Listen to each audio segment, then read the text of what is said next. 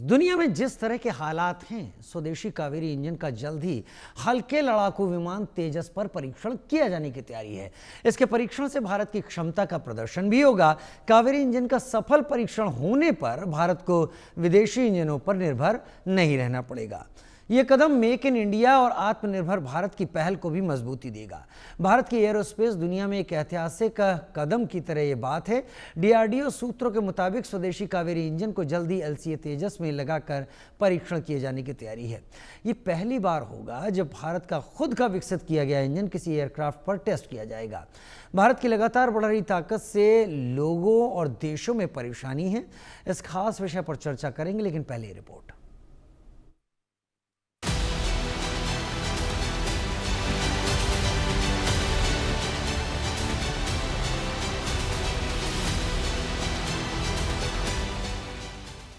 स्वदेशी कावेरी इंजन का होगा परीक्षण। एलसीए तेजस पर किया जाएगा परीक्षण। मेक इन इंडिया को मिलेगी मजबूती। आत्मनिर्भर भारत की पहल को भी मिलेगी मजबूती। भारत की एरोस्पेस दुनिया में एक ऐतिहासिक कदम उठाने जा रही है। डीआरडी सूत्रों के मुताबिक स्वदेशी कावेरी इंजन को जल्द ही लाइट कॉम्बैट एयरक्राफ्ट तेजस पर परीक्षण किया जाएगा। ये पहली बार होगा जब भारत का खुद का विकसित किया गया इंजन किसी एयरक्राफ्ट पर टेस्ट करेगा। सूत्रों के मुताबिक तेजस पर कावेरी इंजन का परीक्षण विकास प्रक्रिया को पूरा करेगा। इससे डीआरडीओ की टीम को अंतिम स्तर का आत्मविश्वास मिलेगा और ये साबित होगा कि भारत ने खुद का इंजन बनाया है, जिसे सफलतापूर्वक लड़ाकू विमान में लगाया और टेस्ट किया जा सकता है। भारत के लिए ये गर्व करने वाला क्षण होगा। इस प्रोजेक्ट को आगे बढ़ाने के लिए डीआरडीओ, हिंदुस्तान एरोनॉटिक्स लिमिटेड, भारतीय वायुसेना और निजी उद्योगों के बीच बातचीत पूरी हो चुकी है। अब सभी पक्ष इस प्रोजेक्ट में साथ मिलकर काम करेंगे। एचएएल तेजस में इंजन लगाने का काम देखेगा, जबकि वायुसेना अपने अनुभव से बताएगी कि इंजन ऑपरेशनल जरूरतों को कैसे पूरा करेगा। क्यों है ये अहम? अभी तेजस में अमेरिका के जनरल इलेक्ट्रिक F404 और F414 इंजन लगे हैं। कावेरी इंजन का सफल परीक्षण होने पर भारत को विदेशी इंजनों पर निर्भर नहीं रहना पड़ेगा। ये कदम मेक इन इंडिया और आत्मनिर्भर भारत की पहल को मजबूती देगा। कावेरी इंजन का डिजाइन आधुनिक तकनीकों पर आधारित है। इसमें एडवांस मेटल और डिजिटल कंट्रोल सिस्टम लगे हैं। ये न केवल तेजस के लिए बल्कि भविष्य के ड्रोन, हेलीकॉप्टर और अगली पीढ़ी के लड़ाकू विमानों के लिए भी आधार बन सकता है। अगर यह परीक्षण सफल होता है तो भारत न केवल आत्मनिर्भर बनेगा बल्कि आने वाले समय में एडवांस इंजन तकनीक का निर्यातक भी बन सकता है। ये भारत की रक्षा और एरोस्पेस क्षेत्र में एक ऐतिहासिक उपलब्धि होगी। Bureau report, India news.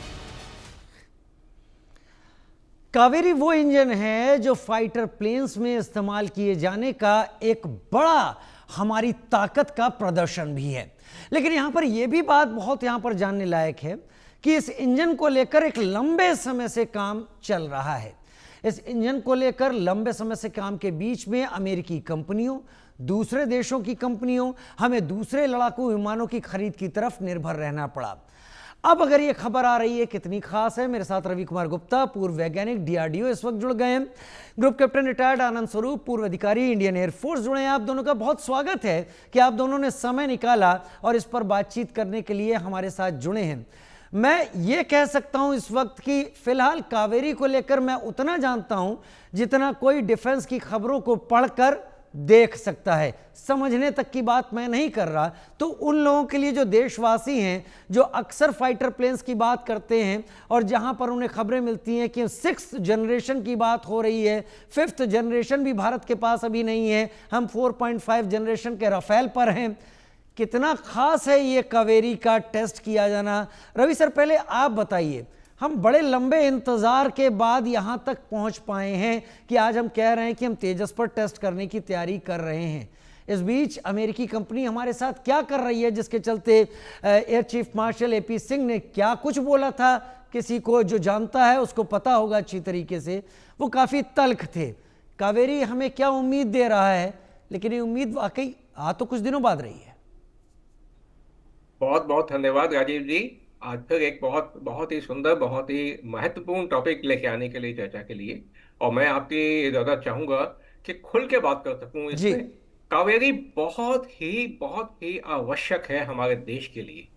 ना सिर्फ तेजस एयरक्राफ्ट के लिए, बल्कि हमारे देश की जो एक एरोनॉटिकल इंडस्ट्री की जो रीढ़ है, उसमें बिना इंजन के काम नहीं चल सकता। जब तक आपके पास अपना खुद का डिजाइन किया हुआ इंजन नहीं होगा, हम कभी भी किसी भी प्रकार के जो वायुयान हैं उनमें हम सक्षम नहीं हो सकते, आत्मनिर्भर नहीं हो सकते। और मैं ये बताऊंगा कि देखिए, जो एयरक्राफ्ट कोई भी हो, चाहे सिविल एयरक्राफ्ट हो चाहे मिलिट्री एयरक्राफ्ट हो, एक उसका लंबा लाइफ साइकिल होता है। और पूरे लाइफ साइकिल में उसको, उसके जो इंजन हैं वो 3 से 4 बार बदलने पड़ते हैं। तो आप सोचिए कि कितना बड़ा उद्योग है जिससे हमारा देश अभी तक वंचित रहा है। और मैं आगे बढ़ने से पहले ये आपको याद दिलाना चाहूंगा कि हमने 50 और 60 के दशक में 2 मैक ध्वनि की गति से दुगनी गति से उड़ने वाला HF मारूत बना लिया था, HF-24 जिसको कहते थे। और ये 1971 की लड़ाई में काम भी आया था। क्यों ये खत्म हो गया? क्योंकि हमारे पास अपना इंजन नहीं था। इंजन देने वाली दुनिया की बहुत गिनी चुनी देश ऐसे हैं और गिनी चुनी कंपनियां हैं जो एयरक्राफ्ट इंजन बनाती हैं। और एयरक्राफ्ट इंजन हो या लड़ाकू विमान हो या सिविल एयरक्राफ्ट, देखिए दुनिया में कोई ऐसा देश नहीं है, कोई कंपनी ऐसी नहीं है जो चाहेगा कि अपने पांव पर लड़ाई मारे, वो अपने एक कंपटीटर खड़ा करे। तो इस तरह से हर एक का होता है कि कोई भी अगर कंपटीटर उभर के आता है तो उसको दबाना है, उसको हमने किसी तरह से सैबोटेज करना है। हम इंजन के अभाव में हमारा HF-24 जो हमने डिजाइन किया था, तो वो बिल्कुल उसको बंद करना पड़ा, आगे नहीं बढ़ पाया। और बहुत बड़ी हमने गलती की, ब्लंडर किया कि हमने अपने वायुयान प्रोग्राम को आगे नहीं बढ़ाया, अपने इंजन डेवलपमेंट प्रोग्राम को आगे नहीं बढ़ाया और हम आयात पर निर्भर होते चले गए। इसका नतीजा क्या हुआ? देखिए, देश में कोई भी एक्सपर्टाइज हो, चाहे DRDO के पास हो या किसी कंपनी में हो, एक्सपर्टाइज जो होती है ये वहाँ उसमें काम करने वाले जो वैज्ञानिक हैं, जो इंजीनियर्स हैं, उनके मस्तिष्क में होती है। तो अब हुआ क्या कि वो धीरे धीरे रिटायर होते चले गए। और एक समय ऐसा आया कि जब हमने अपना लाइट कॉम्बैट एयरक्राफ्ट बनाने की बात की, तो उस समय तक वो सारी पीढ़ी रिटायर होकर जा चुकी थी। कई लोग तो उसमें दुनिया में भी नहीं थे। तो हमें फिर नए नए सिरे से शुरुआत करनी पड़ी। लेकिन दुर्भाग्य की बात यह है कि हमने फिर वही गलती की। हमने अपने वायुयान प्रोग्राम में भी और अपने इंजन प्रोग्राम में भी जितने धन की आवश्यकता थी वो हमने नहीं लगाया, बहुत बहुत कम लगाया। आज की डेट में मैं एक तुलना करूं, अभी एक आर्टिकल छपा है द वीक मैगजीन में, जहां उसने कंपेयर किया है। हम कंपेयर अमेरिका से नहीं करेंगे, हम चीन से करेंगे, क्योंकि चीन भी कुछ समय पहले 1980 के दशक में चीन भी वहीं था जहां हम थे। चीन ने लगभग $42 बिलियन का इन्वेस्टमेंट किया अपने इंजन डेवलपमेंट प्रोग्राम के लिए। जबकि भारत में आपको आश्चर्य होगा जान करके कि हमने आज तक कावेरी प्रोग्राम में केवल $240 मिलियन खर्च किए हैं। 240 मिलियन वर्सेस 42 बिलियन। तो ये बहुत बड़ी फैलेसी रही है। खैर, लेकिन उसके बाद भी हमारे वैज्ञानिकों ने बहुत अच्छा काम किया। समय क्यों लगा? मैंने आपको एक कारण बता दिया समय लगने का। बहुत सबसे महत्वपूर्ण कारण था कि धन का अभाव। एक के बाद एक सरकारें आती चली गई, बात तो करती गई और कि हमें एयरक्राफ्ट चाहिए, हमें इंजन चाहिए, लेकिन जितना धन चाहिए था उसका एक बूंद बराबर भी नहीं दिया गया। आज भी हमें अपने जो इंजन को टेस्ट करने के लिए फ्लाइट टेस्ट बेड होता है कि जब हम उसको एक किसी दूसरे विमान पर लगाते हैं जिसमें 2 या 3 या 4 इंजन पहले से लगे हों, एक इंजन की जगह हम नया इंजन लगाएंगे ये वाला जिसको टेस्ट करना है, और उसका पूरा डाटा जनरेट करते हैं। हमें उसके लिए अपना इंजन रशिया भेजना पड़ता है, जहां महीनों महीनों तक, लगभग 6 से 8 महीने के इंतजार करना पड़ता है, तब जाके हमें डाटा मिल पाता है। तो देरी के कारण कई रहे हैं। टेक्नोलॉजी बहुत बहुत जटिल है इसकी। इस एयरक्राफ्ट के जो ब्लेड होते हैं, जो इसका टर्बाइन्स हैं, उनकी रोटेशन लगभग 20 से 30 हजार RPM, रिवॉल्यूशन पर मिनट, एक मिनट में लगभग 25 से 30 हजार चक्कर लगाता है ये। तो मामूली सा डिसबैलेंस होने का मतलब है कि एयरक्राफ्ट का इंजन अनस्टेबल हो जाएगा, पूरा एयरक्राफ्ट अनस्टेबल हो जाएगा, क्रैश हो जाएगा। तो ये बहुत जटिल टेक्नोलॉजी है। इसके अंदर का तापमान, जितनी थ्रस्ट चाहिए उस थ्रस्ट को जनरेट करने के लिए एक कम से कम जितना अधिक तापमान अंदर होगा उतना ही आपको अधिक शक्ति मिलेगी। लेकिन उस तापमान को झेलने के लिए जो मटेरियल चाहिए, हमारे देश में वो मटेरियल्स नहीं थे।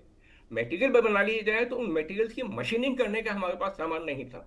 वो एक एक चीज हमें धीरे धीरे करके वर्षों में जुटाई है, टेक्नोलॉजी को खुद डेवलप किया है। आज हमारे पास कावेरी इंजन की पूरी टेक्नोलॉजी है मैं हमारे और पास। डिटेल लेता हूं आपसे। आनंद स्वरूप जी को भी इस चर्चा में शामिल कर लेता हूं, इंडियन एयरफोर्स के पूर्व अधिकारी हैं। आनंद जी, बहुत स्वागत है आपका। हमारा कावेरी, हमारा ही तेजस, अगर ये इंटीग्रेशन एक सफल रिजल्ट देता है टेस्ट के बाद, हमारी एक्सपेक्टेशन, वो लिमिटेशंस जो शायद एयरफोर्स ने भी सामने रखी होंगी कि इस तरीके का परफॉर्मेंस होना चाहिए, अगर वो मिलता है तो वाकई क्या हम बहुत कम समय में बहुत आगे जाकर खड़े हो जाएंगे? ये बहुत खुश होने का मौका है। किस तरीके से आप देखते हैं इन चीज़ों को? मनोज जी नमस्कार। पहली बात तो ये है कि जब हम, जैसे रवि जी ने बताया कि आत्मनिर्भरता के लिए सबसे ज़्यादा ज़रूरी है कि अपने ही स्वदेश में हम इन दोनों चीज़ों का, जो इंजन है और जो उसका एक्सटर्नल फ्रेम है, उसको हम साथ में लेकर के तकनीक एकजुट कर पाएँ। उससे क्या होगा कि हमारे जो हवाई जहाज़ जो होगा उसमें इंजन हमारा होगा, फिर हमारे पास उस हवाई जहाज़ का सोर्स कोड भी हमारे पास होगा। उससे क्या होता है, सोर्स कोड जब हमारे पास होता है तो हम जितने वेपन सिस्टम्स हैं वो उसमें इंटीग्रेट कर पाते हैं, उसमें जोड़ पाते हैं। तो इन भारत के पास जितने भी इस वक्त अस्त्र हैं, शस्त्र हैं, उनको हम हवाई जहाज के साथ में, जब हमारे पास टेक्नोलॉजी पूरी अपनी होगी तो स्वायत्त, बिना किसी की आवश्यकता के, बिना किसी से टेक्नोलॉजी ट्रांसफ़र करवाए हुए हम अपने जो हथियार हैं उनको उसके साथ में जोड़ पाएंगे। तो ये एक अच्छा कदम होगा हमारे देश के लिए कि जब हम अपनी ही स्वनिर्मित टेक्नोलॉजी से एक जहाज बनाएंगे, ताकि जैसे कि आप देख रहे हैं अभी इस वक्त जीई जो कंपनी हमारी अमेरिकन बेस्ड है, अब हमारे इस वक्त रिश्ते इस वक्त अमेरिका के साथ में इतने अच्छे इस वक्त नहीं लग रहे हैं। तो ऐसे उसके अंदर, अवस्था के अंदर, हम क्या मान सकते हैं कि अगर दुर्गम स्थितियां युद्ध की आए तो हमें उसमें सपोर्ट मिल पाएगा सब? वाकई तो वो थोड़ा मुश्किल है। तो वो थोड़ा मुश्किल है। तो इसलिए अपना स्वायत्त, अपना बनाया हुआ चीज़, हमारी अपनी टेक्नोलॉजी, चाहे हम देर कर चुके हैं, बस दुरुस्त इस चीज़ पे हम अब निर्णय पे आ रहे हैं। बस यही है कि इस चीज़ को बनाने में और इसको टेस्ट करने में, जैसे साहब ने बताया, रवि जी ने, थोड़ा वक्त लगेगा। तो उस वक्त के अंदर जो हमारे देश में जो गैप एक क्रिएट हो जाएगा फाइटर एयरक्राफ्ट का, जैसे एयर चीफ ने बताया भी साफ शब्दों में कि हमारे जो स्क्वाड्रन्स हैं वो 29 रह जाएंगे और बहुत एक गैप हमारे पास में हो जाएगा, क्योंकि इस महीने के अंत में आपको पता है कि मिग 21 पूरे फेज आउट हो रहे हैं। तो उस गैप को मेंटेन करने के लिए थोड़े टाइम के लिए हमारे पास एक तरीके का गैप रहेगा, जो हमें पूरा करने के लिए थोड़ा इसके ऊपर तीव्र गति से काम करना पड़ेगा। तीव्र गति से काम करना पड़ेगा, ये बात तो अब सही है, लेकिन कम से कम जिस काम में हमें मैक 3 मैक 4 की स्पीड चाहिए हो, वो हम हासिल कर सकते हैं अपने ब्रह्मोस और अपने मिसाइल डेवलपमेंट प्रोग्राम के ऊपर। रवि जी, क्या ये, अब मैं मीन मेक की तरफ नहीं जाना चाहता। हम जिन चीज़ों पे बात कर रहे थे, हम फ्रांस की कंपनी से क्यों डील कर रहे हैं, क्यों जी से अब हम बात नहीं कर पा रहे हैं, जी हमको कह तो रही है दे देगी, लेकिन फ्रांस के आने का मतलब है कि अब वो यकीन नहीं है। ये कितना बड़ा गेम चेंजर होगा, और भारत अगर इसका सक्सेसफुल टेस्ट कर लेता है तो केवल टेस्ट करना काफ़ी नहीं है, उसके बाद इसका प्रोडक्शन लाइन भी होनी चाहिए जो कम से कम हमें उतने तो दे एक साल में जितने हमें अमेरिकी जीई दे रही है। बेशक राजीव जी, देखिए पहली बात तो जैसे मैंने बताया कि अपना, और ग्रुप कैप्टन साहब ने भी बताया, आनंद सूप जी ने, अपना खुद का इंजन होना बेहद आवश्यक है। अब जो भी कुछ पीछे का इतिहास रहा है उसको पीछे छोड़ते हुए हमें आगे बढ़ना है और देखना है क्या किया जाए। देखिए, अब किसी भी एयरक्राफ्ट के इंजन को बदलना तुरंत इतना आसान नहीं होता। हम अपने तेजस में आसानी से अपना F404 तो हमने लगाया हुआ है, और कावेरी को भी हम इंटीग्रेट कर सकते हैं, क्योंकि कावेरी को डिजाइन ही इस एयरक्राफ्ट के लिए किया गया था। लेकिन अगर इसके अतिरिक्त किसी अन्य हम इंजन को लगाने की कोशिश करते हैं तो उसमें समस्याएं आती हैं। हमें एयरक्राफ्ट में डिजाइन चेंजेस करने पड़ते हैं, और फिर दोबारा से एक प्रोसेस शुरू हो जाता है कि उन चेंजेस के साथ एयरक्राफ्ट का और इंजन का मिला करके सर्टिफिकेशन प्रोसेस, जो बहुत लंबा प्रोसेस होता है। तो अब सबसे अच्छा तो यही है कि हम अमेरिका पे जी कंपनी पे दबाव डालें कि वो अपना, एक आफ्टर ऑल एक ट्रेड डील है, एक इंक साइन कॉन्ट्रैक्ट है, अपना जो जिम्मेदारी है उसको पूरा करें, और अब जो जो जो रिक्वायर्ड अपने इंजन है उनको सप्लाई करें। मैं एक बात और मैं आपको स्पष्ट कर देना चाहूंगा कि जिस हम इंजन की बात कर रहे हैं अपने तेजस में अभी लगा के उड़ाने के लिए, ये प्राइमरीली इस इंजन को टेस्ट करने के लिए है, ना कि तेजस को लॉन्ग टर्म में उड़ाने के लिए। इसका जो तेजस का जो कॉम्बैट एनवेलप है उसके लिए हमें कम से कम F404 या उसके इक्विवेलेंट इंजन चाहिए। जितना थ्रस्ट चाहिए अभी कावेरी इंजन में उतना थ्रस्ट नहीं मिलेगा उसके लिए, लेकिन जितना थ्रस्ट मिल पा रहा है वो हम जो एक और हमारा प्रोग्राम है, UCAV program, unmanned combat aerial vehicle program, जिसमें कि चालक नहीं बैठता, पायलट नहीं बैठता, लेकिन वो पूरा तरह से हथियारों से लैस होता है। हम्म। ये वो हमारा प्रोग्राम बहुत आगे तक बढ़ चुका है और हमें उसके लिए भी इंजन की आवश्यकता है। तो जी का अपना जो हमारा कावेरी इंजन है, ये तेजस में टेस्ट करने के बाद, इसका डाटा जनरेट करने के बाद हम इसको अपने युकाव में लगा सकेंगे। तो इस प्रकार से युकाव हमारा किसी भी बाहर की जो कंपनी है उस पर निर्भर नहीं रहेगा। अब हम वापस आते हैं इंजन के ऊपर, जो तेजस के लिए इंजन चाहिए और हम क्यों सैफरान के पास जा रहे हैं। सैफरान का अभी अभी पूरी तरह से निर्णय हुआ नहीं है, इनका भी डील साइन होनी बाकी है, लेकिन मुझे उम्मीद है कि वो साइन हो जाएगी। अंतर क्या है कि जो F404 इंजन है, लगभग 98 93 टू 98 किलो न्यूटन के आसपास इसका थ्रस्ट है। हमारा जो तेजस है, अगर उसको और अधिक शक्ति मिलती है तो वो इससे भी अधिक परफॉर्मेंस कर सकता है, और हमें अपने खुद का इंजन भी डेवलप करना है। तो अब जो सैफरन के साथ जो हमारा टाई अप होगा, अगर मुझे उम्मीद है कि हो जाएगा सफलतापूर्वक, तो हम जो इस प्रोजेक्ट के तहत जो हम इंजन बनाएंगे, हम कावेरी को और आगे ले जा करके उसमें मॉडिफिकेशंस करके एक नया इंजन बनाएंगे, बिल्कुल ऑल टुगेदर न्यू इंजन, जो कि 120 किलो न्यूटन तक हमें देगा, जो आपका F414 से भी अधिक शक्तिशाली होगा, जो हमारे खाली तेजस मार्क 1 और तेजस मार्क 2 प्रोग्राम में ही नहीं, हमारे जो आगे के प्रोग्राम हैं, आम का प्रोग्राम है, उसमें भी ये काम आएगा।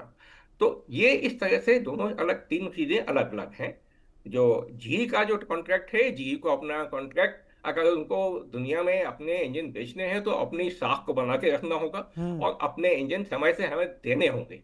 और उधर बात कर रहे हैं हमारे जो कावेरी, जिसको हम तेजस पर लगा के टेस्ट कर रहे हैं, वो हमारे युकाव प्रोग्राम में तो काम आएगा ही, लेकिन उसके साथ जो इसका एक्सपीरियंस हमें मिलेगा वो आगे के प्रोग्राम को और अधिक गति देगा और हमें अधिक आत्मनिर्भर बनाएगा। और तीसरा जो हमारा है सैफरान के साथ जो प्रोजेक्ट होता है, हमारा जो कोलेब्रेशन होता है, उसमें ऑल टुगेदर नया एक अगली पीढ़ी का इंजन हम बना पाएंगे, और वो इंजन आगे के जो हमारे फ्यूचर प्रोग्राम है, हमारे जो 5th जनरेशन और 6th जनरेशन के जो एयरक्राफ्ट जो हम डेवलप कर रहे हैं, 6th जनरेशन एयरक्राफ्ट ही मुझे बताया गया है कि ऑलरेडी डिजाइन उसका लगभग पूरा हो चुका है, और फिर उसकी तैयारी भी हम आगे बहुत जल्दी शुरू करने वाले हैं।